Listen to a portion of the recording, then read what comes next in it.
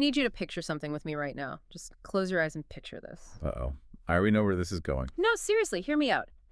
10 grown men, a concrete wall in a Louisiana prison, and like a standard institutional stainless steel sink. Right. Now, I want you to imagine the sheer, unadulterated desperation it takes for 10 human beings to somehow, I don't know, literally rip that sink completely off the wall. It's structurally baffling. Right. They pull it off the wall, stare into this jagged, rusty plumbing cavity left behind, and just look at each other and say, yeah, yes, this is our ticket out. It is the architectural equivalent of, like, a magic trick, but performed entirely by people with absolutely nothing to lose. And a profound disregard for their own skeletal integrity. Because, welcome back to the Snark side, everyone. I'm still completely emotionally unwell from falling down a TikTok rabbit hole at 2 a.m. about this exact prison escape from last year. Oh, I am fully aware. You texted me about it. Repeatedly. I couldn't sleep. We are going to get into the absolute suburban meltdown that is Your Friends and Neighbors, Season 2, Episode 4 in just a minute, but I literally could not hit record without talking about this. We had to process the sink first. We had to.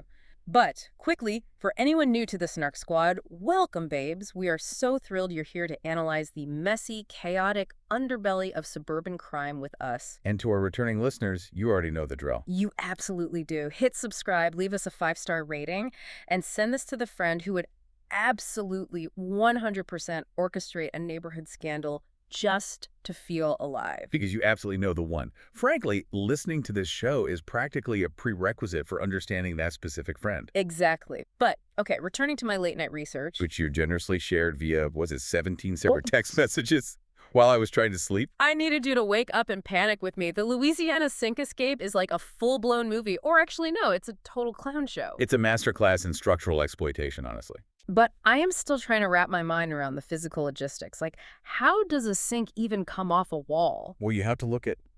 Is it not bolted? Is it not cemented into the very foundation of the earth? Okay, analytically speaking, you have to look at the environment, right? Older institutional plumbing systems are, well, they're highly susceptible to chronic moisture. Ew. Just saying chronic moisture makes me want to shower. Right. But you have water damage, you have rust, and you have the slow, inevitable erosion of the surrounding masonry.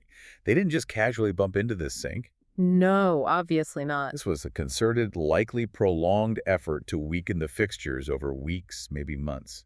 But you are right about the physical logistics. Because how do 10 full-sized adult men fit through whatever microscopic hole a sink leaves behind? Moving a human body through a plumbing chase requires exhaling all the air from your lungs to literally compress your ribcage. Oh my God, stop. Stop, I'm getting claustrophobic just hearing you say that. It is dark, it is tight, and it is objectively terrifying. Were they greased up? Did they dislocate their own shoulders? The visual of them squeezing through the pipes like, I don't know, human toothpaste is going to haunt my nightmares forever. It's definitely not a glamorous exit strategy. And it is pure delusion. Because, babes, the worst part is they were eventually found. Of course they were. They went through all of that, squeezed through a wall like a line of desperate, sweaty ants, and still got caught. But reading about this fully sent me into an existential spiral. As most of your TikTok deep dives do. Hey, I am a very reflective person. But we talk about fictional crime on this show every week, right? We judge these characters for being sloppy, for leaving digital footprints, for, not wearing ski masks. Which is a valid critique. So I have to ask you the ultimate question. If we needed to disappear, like if we accidentally got indicted by the FBI for knowing too much about money laundering or being too shady, what is our actual escape plan? Okay, it's a fascinating hypothetical, and one I have actually mapped out with a fair amount of logistical rigor. Of course you have. You probably have a spreadsheet. I might. But I know you have been romanticizing this all day, so I need to hear your strategy first. Yeah. Where are you going? Oh, my plan is pure cinematic drama. First of all, I am absolutely not squeezing through a rusty pipe. Zero chance. Obviously not. I am faking my death in a highly glamorous, incredibly ambiguous boating accident off the coast of somewhere very, very expensive. A boating accident. Right. Yes. The authorities find no body. They just find an empty speedboat circling in the waves and maybe like a single silk scarf floating on the tide. Very tasteful. Exactly. And then I am moving to the Amalfi Coast. You're just walking right into Italy with no passport. Listen to the vision. I am adopting a vague, unplaceable European accent. Oh, this I have to hear. Am I French? Am I Italian? No one knows. I go by the name Katerina. I wear massive sunglasses indoors. I sit at cafes sipping Aperol spritzes, projecting the aura of a mysterious, wealthy widow whose husband died under, like, super suspicious circumstances. Okay, let's break down the actual mechanics of this delusion. First, faking a death at sea requires a massive amount of maritime coordination. The Coast Guard is incredibly thorough. They wouldn't find me. The current is very strong. Sure. But let's say you pull it off. Let's say you're a ghost. How are you funding this coastal Italian fantasy? With my mysterious widow wealth. The moment you are indicted, the FBI freezes every known asset connected to your Social Security number. The global banking system is interconnected. You cannot just manifest a villa and a lifetime supply of Aperol spritzes. I will use cash. I will have a duffel bag of cash. Furthermore, you have zero practical survival skills. You literally panic when the Wi-Fi drops during a thunderstorm. I will adapt. I will find a local, handsome baker who will take pity on me. I will live on fresh focaccia and the sheer kindness of strangers who are captivated by my tragic backstory. Right, good luck with that when the Interpol red notice hits. If you actually want to disappear in the modern surveillance state, you cannot rely on aesthetics. Aesthetics are everything. Not to the federal government. You need offshore accounts established years in advance, hidden behind layers of anonymous shell corporations in jurisdictions that do not comply with U.S. subpoenas. You are taking the fun out of my Italian getaway. You are maintaining a strictly cash-based economy. My plan involves zero silk scarves. Okay, what is your grand plan then? Where are you going? I am heading to a highly strategic, completely off-the-grid cabin in somewhere incredibly unassuming, the deep woods of Montana. Montana? That sounds absolutely miserable. What are you doing in Montana? Surviving. I am cultivating my own root vegetables. Root vegetables? Yes, I have a robust solar array with battery backups. I'm using a radio scanner to monitor local law enforcement frequencies, and I'm certainly not carrying a smartphone that constantly pings cell towers and registers my geolocation. You are literally preparing to be a woodland hermit. You are going to be eating dirty carrots in the dark, shivering in a flannel shirt while I am out living my truth in Capri. I will be free, and you will be arrested at a gelato stand within 48 hours because you couldn't resist posting an aesthetic picture of the sunset on your secret Instagram account. I would use a VPN. The metadata attached to the image file will give away your exact coordinates to federal agents before your followers even hit like. Okay, that is entirely fair and incredibly rude. The metadata would absolutely be my downfall. I cannot lie. It's the digital footprint. It gets everyone. Honestly, neither of us would survive on the run anyway because our baseline survival instincts are currently operating at a net negative. Because, babes, we just got back from dinner and I am riding a massive, unapologetic carbohydrate high. We did go to Blaze Pizza, and I must admit, my cognitive function is currently compromised by the sheer volume of sodium I just processed. But it was a spiritual experience. The build-your-own-pizza assembly line is exactly what I needed today. It is efficient. And for the Snark squad who doesn't know, Blaze Pizza is heavily backed by LeBron James. So shout out to LeBron. Bronny, if you are listening and you want to sponsor the pod, babes, our DMs are wide open. We will gladly sell out. We will absolutely sell our journalistic integrity for free high-rise dough, without question. From a purely economic standpoint, it's a highly efficient business model. Oh, here comes the business major. Well, the assembly line format combined with a rapid-fire, high-heat oven maximizes customer throughput while still providing the, psychological illusion of bespoke, personalized dining. You feel like a chef, but you're really just a cog in a very delicious machine. You are over there analyzing the supply chain economics of a pizzeria, and I am just staring at the toppings like a goblin. Let's dissect our choices because the listeners need to know how chaotic my order was. It was a sight to behold. I went with the high-rise dough, obviously, because I want bread stacked on top of my bread. Spicy red sauce, extra mozzarella, double pepperoni, roasted garlic, jalapenos, and a heavy, aggressive drizzle of hot honey right at the end. It was a culinary cry for help. It was sweet, it was spicy, it was a complete lack of impulse control. You engineered a pizza designed to maximize dopamine at the direct expense of your gastrointestinal lining. And what did you get, huh? Tell the class. I, conversely, opted for the classic thin crust to minimize the glycemic spike. Boring. I used a pesto base, which is lighter, then layered artichoke hearts, feta cheese, fresh spinach, and a modest portion of grilled chicken. It was balanced, It provided lean protein. It was rational. You essentially ordered a warm, depressed salad on a cracker. It was delicious. I was watching you eat it and judging you the entire time. I literally reached over and tried to steal a piece of your chicken just to give it some flavor. And I swatted your hand away. But the joke is fully on me because I was so starving that I ate my entire heavy crust meat mountain in about 4 minutes flat. And now I have profound, deep regrets. I warned you. The hot honey and the jalapenos have formed an alliance and are actively at war in my stomach right now. Eating that fast is a critical error in biological pacing. It takes roughly 20 minutes for your stomach to signal your brain that leptin, the satiety hormone, has been released. Leptin is failing me today. When you inhale your food, you bypass your body's natural warning systems. You acted purely on impulse, much like a certain protagonist we were about to discuss. Oh, wow. You broke into that pizza, messy, rushed, and with absolutely zero regard for the future consequences. The seamless pivot, that is why you are the expert. Because fueled by jalapeno regret and international crime fantasies, babes, it is officially time to unpack the absolute suburban catastrophe that is Your Friends and Neighbors, Season 2, Episode 4. Titled The Bread of Affliction. Yes. Oh my God, what a title. It is incredibly fitting, not just because of the Passover Seder that serves as the centerpiece of the episode, but because practically every single character is heavily afflicted by their own terrible life choices. Exactly. Let's set the overarching vibe for the squad. If you need a quick scene check, this entire episode operates like a pressure cooker. But it's a pressure cooker wrapped in very polite, very expensive linen napkins. That's an excellent way to put it. Right. We have Coop, who is actively trying to maintain this facade of a slick, sophisticated finance bro by day. He is strutting around corporate boardrooms in bespoke suits, but by night. He is a literal cat burglar breaking into his neighbors' homes. And he is failing spectacularly at balancing the two. The structural tension of the show is fundamentally shifted. In Season 1, the core anxiety was whether Coop would get caught moonlighting as a thief. Right, the suspense of the secret. Exactly.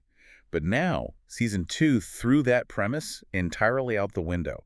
He has already been caught by Ashe. The threat is no longer just the police. The threat is the fact that Ashe's blackmail has forced Coop into being a full-time daylight criminal as well. He is so trapped. The walls haven't just closed in, they have completely crushed him.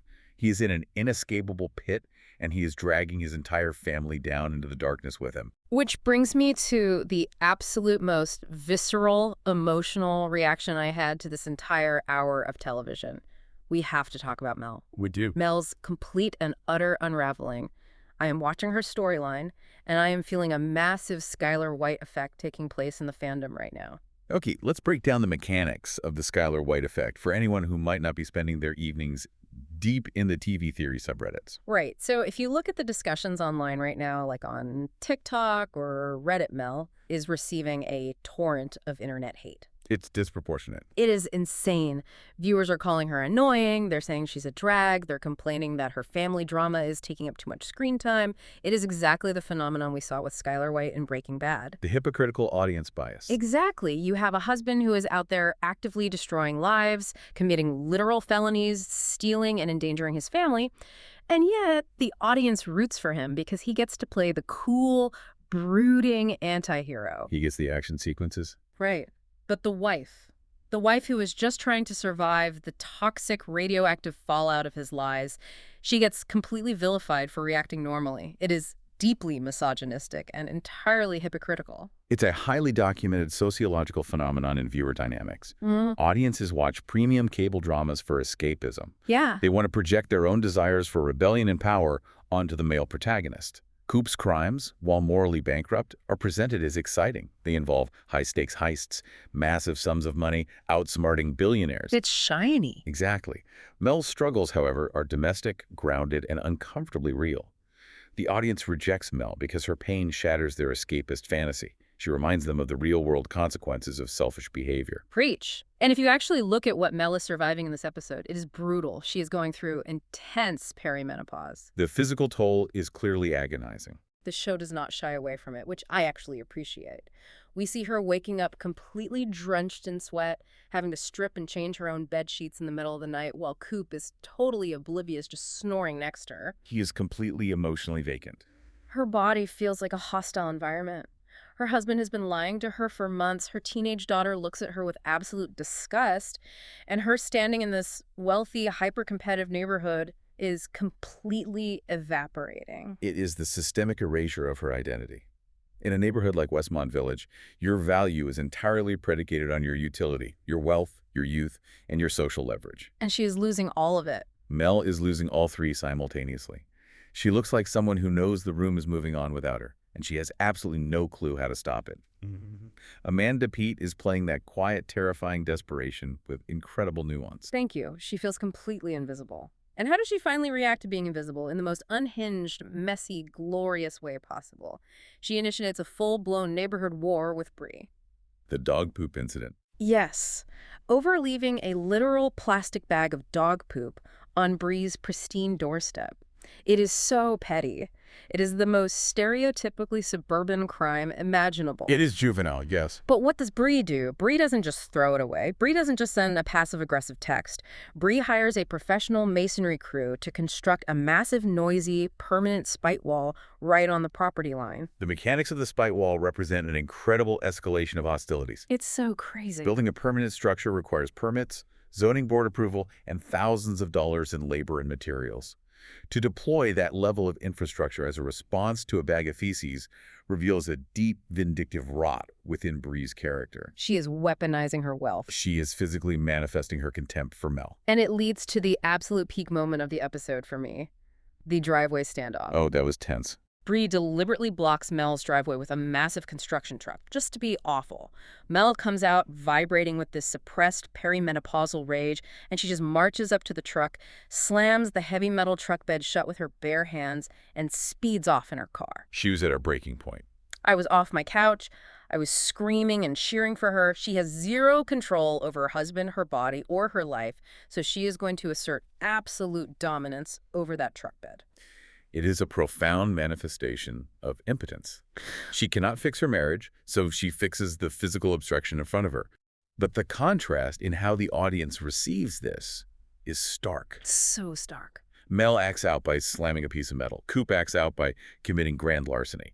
Yet Mel is the one who bears the brunt of the audience's wrath online. Which is just wild to me. Speaking of Coop's grand larceny, I genuinely almost lost my voice yelling at the screen during his heist scenes this week. You were very upset about his attire.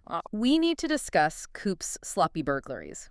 Specifically, the absolute inexplicable lack of a ski mask. How? Please explain this to me analytically because my brain is breaking. It's deeply frustrating.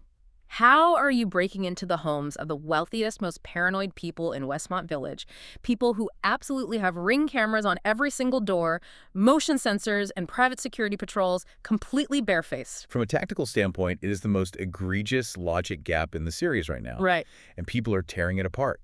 Even a seasoned professional fence like Lou, who knows exactly how dangerous this is, didn't mandate that he cover his face. It defies all operational logic. It's so stupid.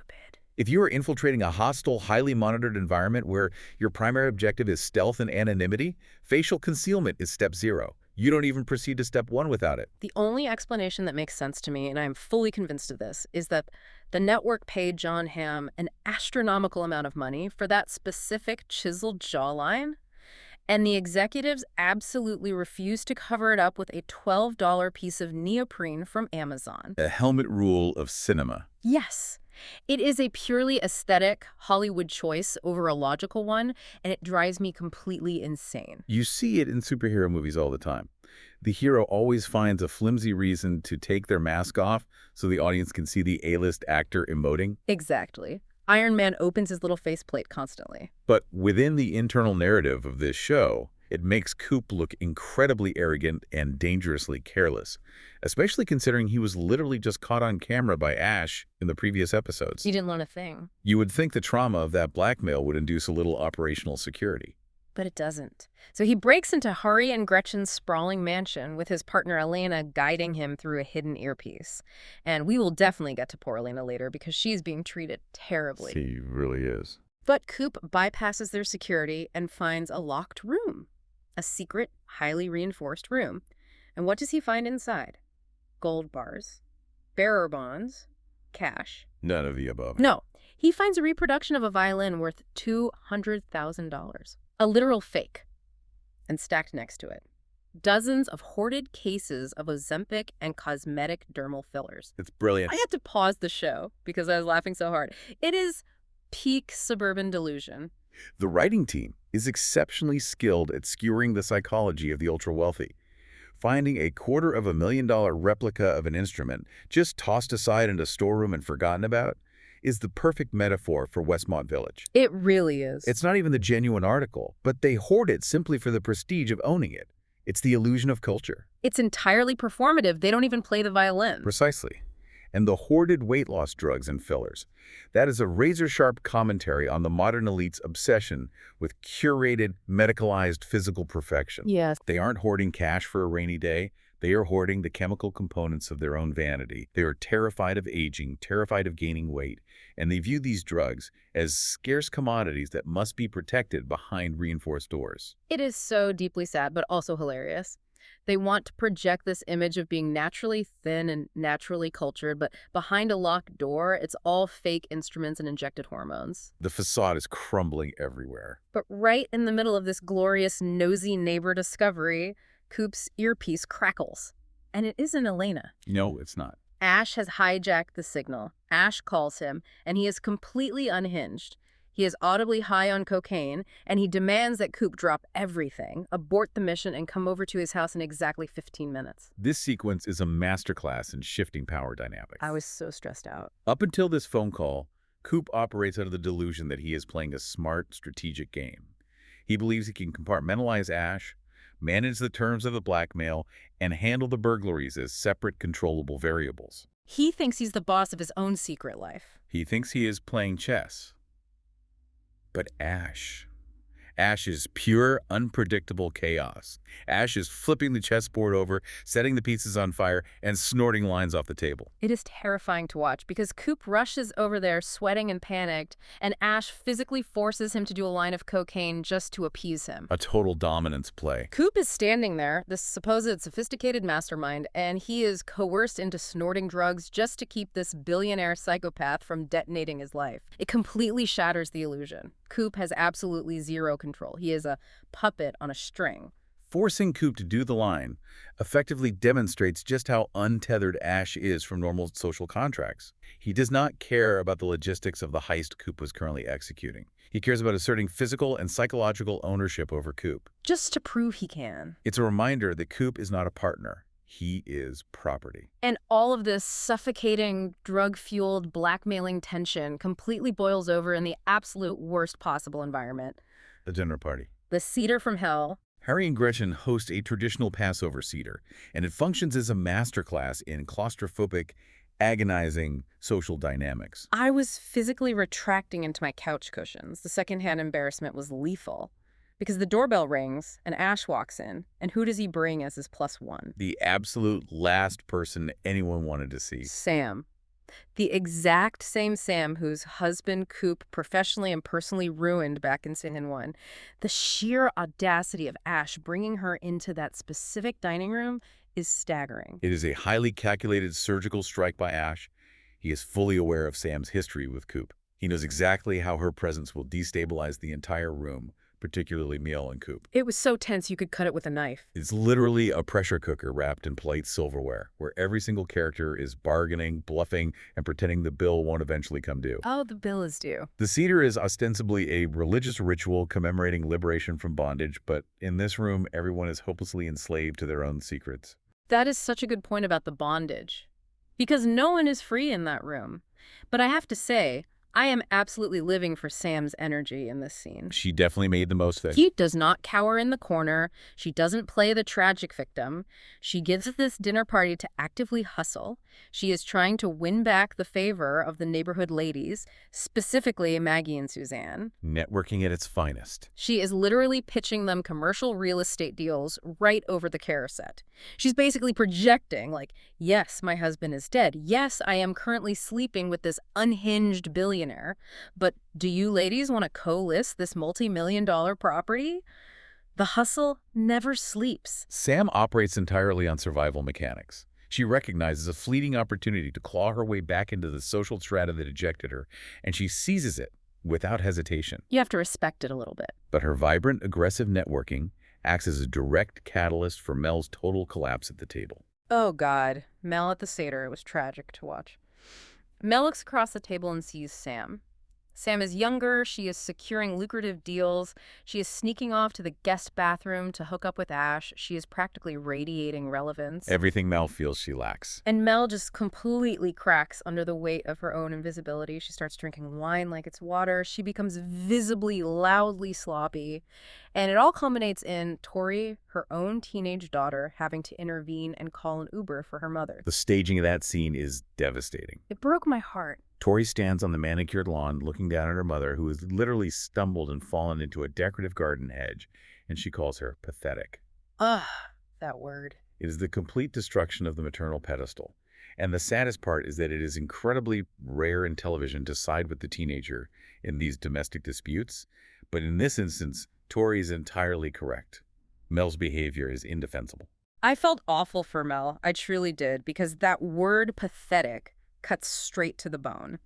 Mel feels like she has lost her youth, her marriage is a sham, her social standing is gone, and now her daughter's respect is dead in the dirt. It's rock bottom. But falling into a bush in your expensive cocktail dress, it was a total mess. And meanwhile, while his family is physically imploding in the shrubbery, Coop is busy playing the master manipulator in the boardroom. Let's dissect this boardroom win. Because for a fleeting second, I actually thought Coop had managed to pull it off. The narrative is deliberately structured to give the audience a false sense of victory. Coop's master plan to secure Ashe's funds is actually quite elegant in its execution. He's very slick. He doesn't go begging to Bailey Russell, which would show weakness. Instead, he utilizes Liv and Jack to orchestrate a perfect manipulation of the internal politics. He baits Bailey into needing him. He reads the room's temperature flawlessly, plays the take it or leave it card at exactly the right millisecond, and Bailey folds. Hook, line, and sinker. Coop successfully places Ashe's $400 million into the Excelsior Fund. John Hamm is phenomenal in that scene. He slips right back into that oily, hyper-confident Don Draper charm, and for a minute you completely forget he's a desperate, sweaty criminal. He sells the illusion perfectly. He dominates the boardroom, he gets the money placed, and he genuinely believes he has won. He thinks he just executed a transaction that bought his freedom. He really did think he was out. So he marches back to Ashe and essentially says, "The deal is done, the money is placed, delete the blackmail video, we are square." And Ashe's reaction? "Babes, my jaw hit the floor." Ashe shuts down the negotiation with terrifying, absolute calm. He patiently explains to Coop that even if he hits delete on that specific video file, Coop can never truly verify that it's gone. The ultimate mind game. He tells him that in the world they operate in, nothing ever truly disappears. Digital copies exist. The doubt is the trap. It's so twisted. Ashe reveals that the physical evidence isn't the real source of his power. The real power is the psychological terror of uncertainty. It is the idea that the evidence exists somewhere out in the ether, waiting to destroy Coop at any moment. It is the most toxic, suffocating logic ever. Let me give the Snark Squad an analogy so we can really feel how gross this is. Please do. It is exactly like spending years finally paying off a massive, crippling credit card debt. You make the final payment, the screen says your balance is zero, and you feel this incredible weight lift off your chest. Right, the relief. But then the bank calls you and says, "Actually, read the fine print. We still own your house. We just really enjoyed watching you scramble and bleed to pay off that card." That is a brutally accurate analogy. Coop thought he was engaged in a simple transaction. He thought he was doing a dirty job to get paid in freedom. But Ashe doesn't do transactions. Ashe does ownership. Ashe bought Coop. That is exactly the dynamic. The blackmail becomes the relationship. That is the profound sting of the episode's climax. Coop won the tactical battle in the boardroom, but definitively lost the war for his soul. He played right into his hands. Coop proved his immense worth to exactly the wrong man, and that worth instantly became the heavy chain around his neck. Ashe realizes Coop is too valuable an asset to ever let go. It is a Greek tragedy playing out in the high finance sector. It is so incredibly dark. And while all these heavy hitters are busy destroying each other's lives, we have to touch on the neighborhood side quests, specifically Ollie and Barney. because Ollie's going through an absolute gauntlet right now. Ollie's narrative arc is a fantastic slow burn. The pressure's been mounting for episodes, and she finally snaps at a highly disruptive student named Finn in her classroom. She fully snaps. She completely loses her temper and curses him out. It's a massive professional breach. But instead of supporting his wife during an obvious mental health crisis, Coop uses the incident as ammunition. I hated him so much in this scene. He tries to weaponize it to prove he was right all along about her emotional instability. Which is so incredibly toxic. I wanted to throw my remote at the television. Ali is carrying the emotional weight of their entire fractured family. This privileged teenager is deliberately pushing her buttons. And instead of giving his wife an ounce of grace, Coop is desperate for his "I told you so" moment. It is textbook manipulation. It really is. It reveals Coop's desperate, pathetic need for validation. His own secret life is a burning disaster, so he psychologically needs Ali to be the broken one in the relationship. So he can feel superior. Exactly. If she is unstable, he gets to play the role of the stable, long-suffering savior. It is a classic narcissistic deflection tactic. He projects his own chaos onto her. But on the complete opposite end of the toxic spectrum, we have the true, undisputed MVP of the episode, Barney. Barney was a revelation this week. Everyone please give Barney a standing ovation. Hoon Lee's performance as Barney is consistently grounded and excellent. Barney comes home after a long day and finds his incredibly overbearing mother-in-law systematically throwing out all of his pregnant wife Grace's junk food. It was enraging. The mother-in-law is using the guise of helping Grace stay healthy, but it's really about control. It was deeply infuriating to watch. The woman is pregnant. Her body is creating life. Let her eat the potato chips. Let her have the snacks. And Barney, who is usually so mild-mannered, so eager to please, just stops. He firmly, calmly sets a hard boundary and literally kicks his mother-in-law out of the house. He packs her bags. It was arguably the only instance of healthy, mature conflict resolution in the entire 60 minutes of television. Right. No one resorted to blackmail.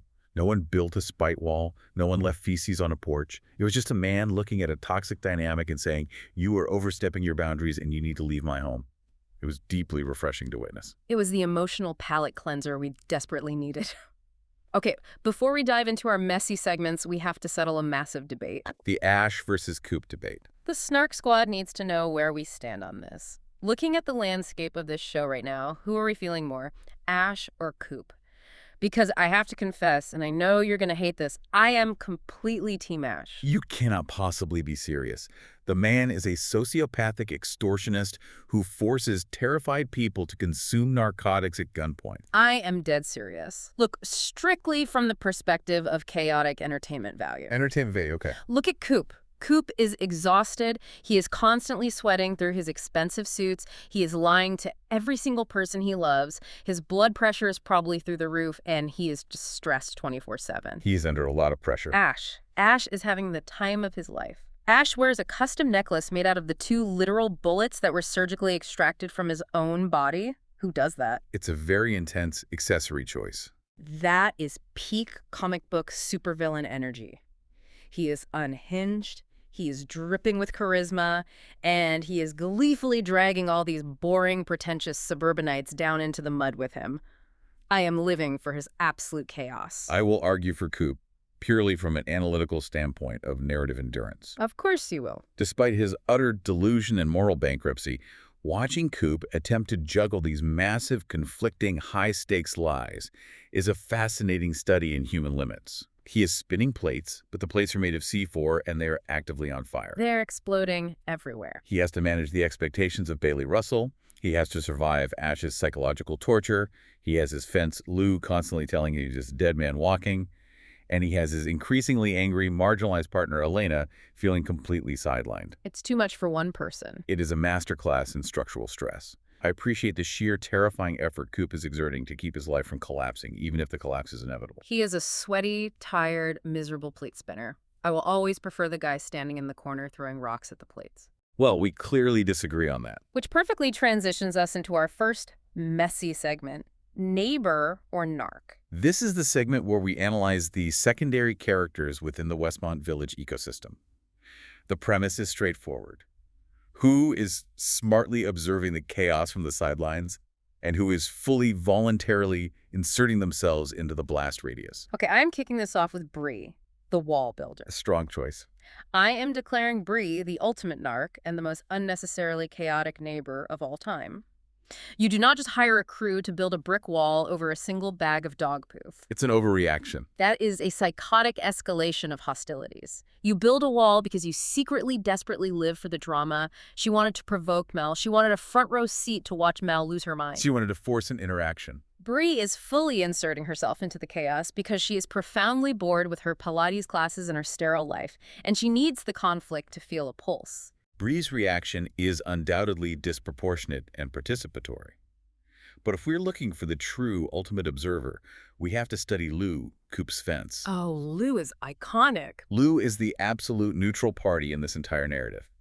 She sits comfortably in the background, she observes the flow of stolen capital, and she reads the geopolitical landscape of Westmont Village with terrifying accuracy. He sees everything. When Coop brings in those swanky, high-end gifts he received from his finance clients, trying to quickly pawn them off for cash, she tells him straight to his face that his double life is a death knell. She literally looks at him and tells him he is being an absolute idiot. Precisely. She advises him to find the expiration date on his blackmail. Notice the language. She doesn't judge the morality of his thievery, she judges the logistical sustainability of it. It's all business to her. Lou is the only character looking at the chessboard from above, completely refusing to be a pawn. How does fencing actually work? It requires a strict separation of emotion from commerce. Lou provides liquidity for stolen assets, takes her percentage, and assumes none of the physical risk of the burglary. She observes, she profits, and she stays entirely clean. I respect Lou's hustle so much. I aspire to have that level of unbothered boundary setting. But then we have Elena. My poor, sweet, criminally undervalued partner, Elena. She is in a terrible position. My heart genuinely braced for her. She is fully trying to insert herself into the chaos. She wants to be a vital part of the heist. She is literally in his ear, guiding him past securely cameras. She is trying to build a functional team. And Coop is just completely blowing her off. He takes her for granted. He leaves her hanging on the comms when Ashe hijacks the signal. She is getting the absolute worst end of this criminal enterprise. Elena represents a fascinating anchor to Coop's past. She symbolizes the comparatively low-stakes, manageable world of simple thievery he used to inhabit before Ashe dragged him into the terrifying realm of high-finance extortion. Back when it was fun. Coop ignores Elena because she represents a problem he feels he can't solve right now. It is incredibly poor management on his part. In the criminal underworld, an ignored accomplice is a dangerous accomplice. So dangerous. She knows his methods, she knows his targets, and she could very easily become a lethal liability if she feels sufficiently spurned. Oh, she's absolutely going to turn on him. I can feel the betrayal arc coming from a mile away. And frankly, Dabes, I will cheer for her when she does. Burn it down, Elena. Which brings us to segment 2, Secrets Behind Closed Doors. The premise here is identifying what is really going on beneath the polished, manicured surface of Westmont Village. We have spent an hour looking at the facades. Now we need to theorize on the foundational rot. I have to start with the Ozempic stash. I cannot let this locked room go. I am spiraling about Hurry and Gretchen's secret bunker. It is a very strange room. A fake $250,000 violin and black market weight loss injections. What else are they hiding in there? Are there cloned pets? Are there cryogenic freezing chambers? That might be a stretch. If they're utilizing biometric security to lock up diabetes medication just for vanity, there is absolutely no limit to what else they're hoarding from the world. The locked room is a physical manifestation of their deep-seated insecurity masked by extreme wealth.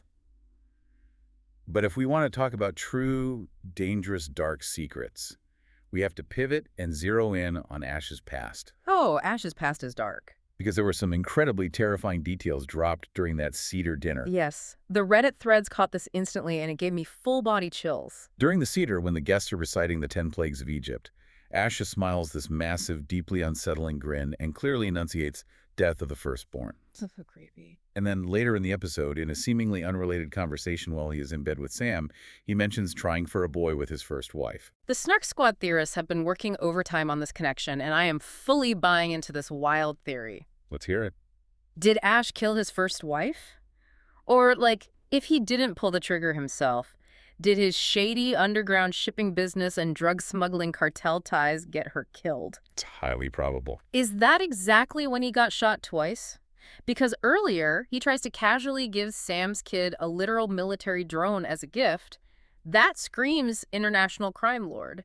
That is not the behavior of a standard hedge fund bro. All the narrative signs point toward a violent, tragic past that he was directly responsible for. He wears the bullets that nearly killed him as a necklace. Such a flex. That is not a quirky anecdote a regular finance-adjacent rich man drops during pillow talk. It demonstrates that his survival instincts were forged in a crucible much rougher and deadlier than the Westmont Village Country Club. Yeah, he's seen some things. The theory that his criminal enterprises resulted in the brutal death of his wife, and possibly a child, given the heavy, lingering emphasis on the death of the firstborn comment, makes perfect thematic sense. It really connects the dots. It explains the root of his sociopathy. It explains his desperate, violent need to control every single variable and person around him. He couldn't control his past, so he dominates his present. It makes him so much scarier. He is not just a greedy guy in a suit. He is a cartel-level warlord playing house in the suburbs. He is playing with these people like they're toys, which leads us perfectly into segment 3. If we live next door. In this segment, we mentally insert ourselves into the Westmont Village neighborhood. Would we mind our own business or absolutely not? I would be the absolute worst, most toxic neighbor in the history of the Homeowners Association. Mind my business. I do not even know the meaning of the phrase. I believe that. I would be out on my front porch, sitting in a lawn chair with a massive heavy pour of Pinot Grigio, live tweeting Mel's driveway war with Bree's construction truck. I would be recording it in 4K on my phone, yelling, "Get her, Mel, break the glass!" You would be served with a legally binding cease and desist order within your first week of residency. I would frame the cease and desist and hang it in my foyer. And then I would absolutely make it my primary mission to befriend Sam. Why, Sam? I would bake her a casserole. I would invite her over for bottomless mimosas, just to get the inside scoop on her hooking up with Ashe in the bathroom at the Seder. I want the details. I want the geopolitical gossip of the neighborhood. I would be the official historian of the mess. Your approach is entirely voyeuristic and highly susceptible to collateral damage. It's called being involved in the community. What would you do? My strategy would be far more active, analytical, and lucrative. I would figure out Coop's secret immediately. Oh, for sure. Why? Because as we discussed, he refuses to wear a mask. I would simply review my high-definition security camera footage, recognize my neighbor wandering around my azalea bushes in a dark tactical sweater, and I would connect the dots. Oh my God, you would narc on him. You would call the police. I absolutely would not narc to the police. There is zero profit margin in calling the authorities. Wait, what? I would blackmail Coop. You would blackmail the blackmailed guy. I would quietly approach him with a flash drive containing the footage and demand a 20% cut of all fenced stolen goods. A silent, highly profitable partnership.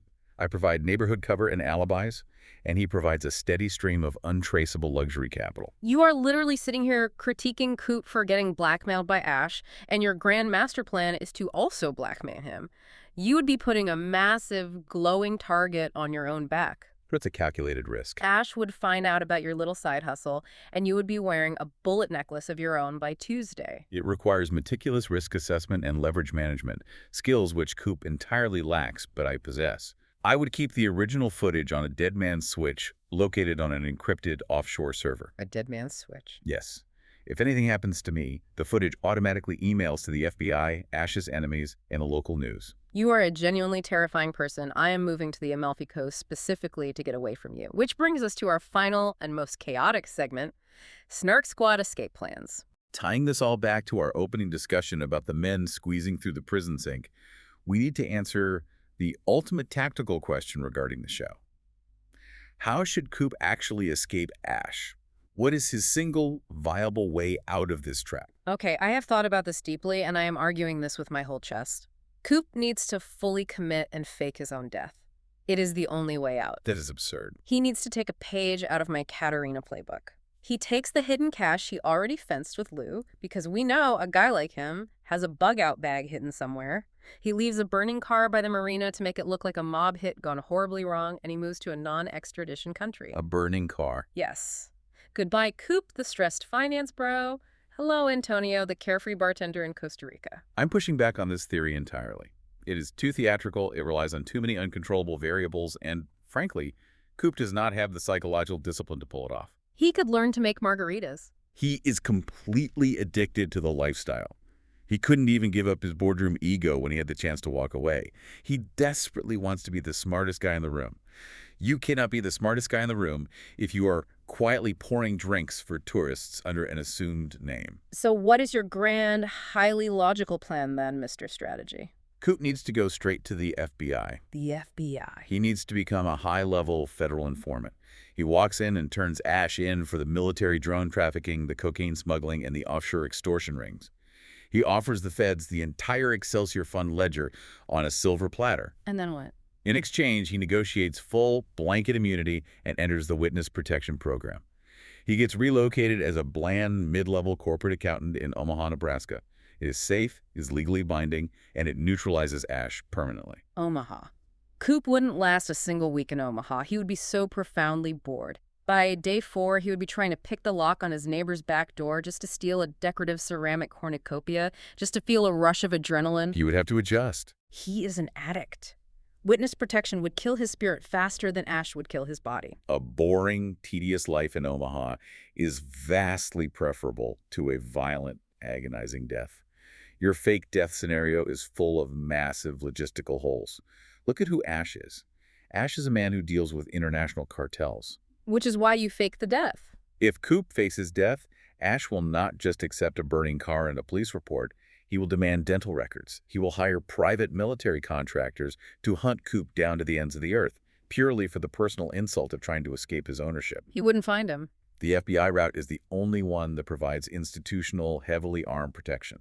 Ashe probably has half the FBI agents on his payroll. The man is completely untouchable. A burning car, a fake passport, and a prayer is the only way to beat a ghost. We are clearly at an absolute impasse, much like Coop in his own terrible decision-making matrix. Honestly, Coop is doomed either way, which makes for absolutely incredible television for us. All right, before we wrap up, we have one final, incredibly provocative thought for you to chew on this week. A little theory to keep you up at night staring at your ceiling. And this ties back to some of the deeper, more complex theories circulating in the fan communities. I want everyone to think back. Yes, think back to episode 1. Notice how, from the very beginning of the season, Ashe's teenage daughter specifically zeroed in on Coop's son, Hunter. She was conveniently lounging at the pool, drawing him, seducing him, infiltrating his life almost immediately. Yes, she acted like he was the only teenage boy in the entire tri-state area. It was so aggressive. Exactly. One highly astute observer on the Reddit threads brought up the explicit Great Gatsby reference from episode 1. What if Ashe is running a massive multi-generational long con here? Oh my God, I love this theory. We know that Coop completely destroyed his ex-boss in season 1. What if Ashe is actually an operative or a close associate of that ex-boss, sent to Westmont Village to exact total systemic revenge? It makes so much sense. Ashe targets Coop's finances and professional life, but he also deploys his own daughter as a honey trap to ensnare and destroy Coop's son. You have to wonder, are even the kids in on the grift? Is this an entire family of trained con artists systematically dismantling the Coopers piece by piece? My mind is completely blown. If that teenage girl is a trained, sociopathic grifter ruining Hunter's life on purpose as part of a family business of revenge, that is next-level dark. It's a terrifying thought. I need the Snark Squad to hit the comments and tell us what you think. Is the daughter in on it? Is she a victim or a predator? Yeah. We need your theories immediately. It entirely reframes the narrative. It shifts the show from a story about accidental, opportunistic blackmail into a story of a highly orchestrated, targeted demolition of a family tree. I am officially unwell. I need the next episode to drop right this second. Yeah. Well, Biggs, that is all the time we have today. Thank you so much to the Snark Squad for hanging out, drinking wine, and spiraling with us for the last hour. We love you all so much. Please remember to share this show with your messiest friend, leave us a 5-star rating, and write a review. It genuinely helps the podcast grow and allows us to keep analyzing this chaos. And just think about it. We literally started this conversation talking about 10 grown men ripping a sink out of a concrete prison wall to escape, and we ended up aggressively debating the logistics of Coop faking his own death over a slice of jalapeno blaze pizza. And honestly, analytically speaking, that feels entirely correct for us. It is the only way we know how to operate. All right, everyone, you know the drill. Stay sneaky. Stay chaotic. And we will see you on the Snark side.